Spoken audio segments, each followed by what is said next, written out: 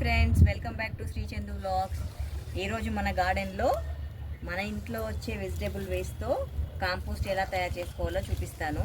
Already నేను ఇంత ముందుకు చేసిన వీడియోలలో చెప్పాను, చిన్నగా చెప్పాను.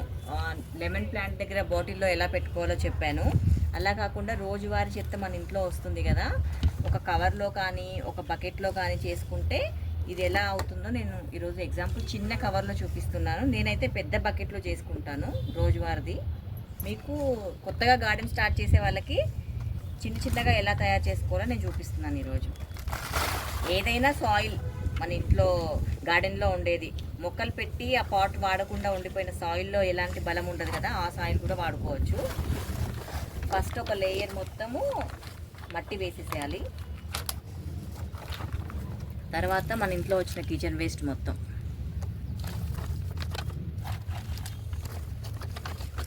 ఒక లేయర్ సాయిల్.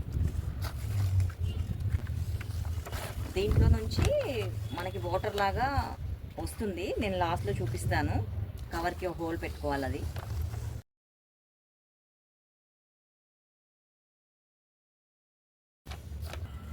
చూడండి. ఇప్పుడు ఈ కిచెన్ వేస్ట్ మొత్తం నేను కవర్ ఫిల్ చేసుకున్నాను. ఇలానే వెజిటేబుల్ వేస్ట్తో వదిలేస్తే దోమలు అన్నీ వస్తాయి. అది కవర్ చేయడానికి మట్టితో ఇలా కవర్ చేసి పెట్టేసేయాలి.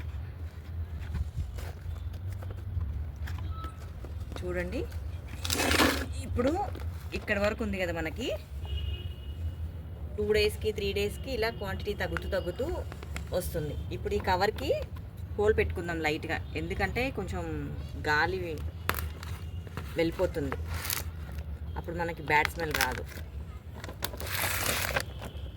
ఇదే సేమ్ ప్రాసెస్ బకెట్లో చేసుకుంటే మనకి దీంట్లో నుంచి వచ్చే వాటర్ ఉంటుంది కదా, అది మొత్తం మురిగిపోయి వాటర్ లాగా కిందికి వస్తుంది.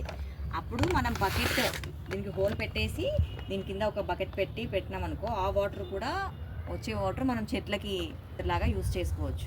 నేను ఇప్పుడు ఇక్కడ మన గార్డెన్లో పెట్టుకున్నాను. ఎందుకు పెట్టుకున్నాను అని అంటే, ఇక్కడ చిక్కుడు చెట్టు ఇప్పుడే ఫ్లవరింగ్ రావడం స్టార్ట్ అయింది. దీనికి ఇప్పుడు కొంచెం స్ట్రెంత్ బలం కావాలి కాబట్టి నేను ఇక్కడ పెట్టుకున్నాను.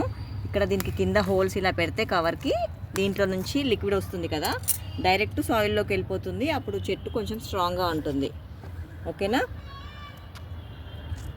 చూడండి, రోజ్ ఫ్లవర్కి ఎన్ని గుత్తులుగా వచ్చాయో రోజు మొగ్గలు, ఫ్లవర్స్.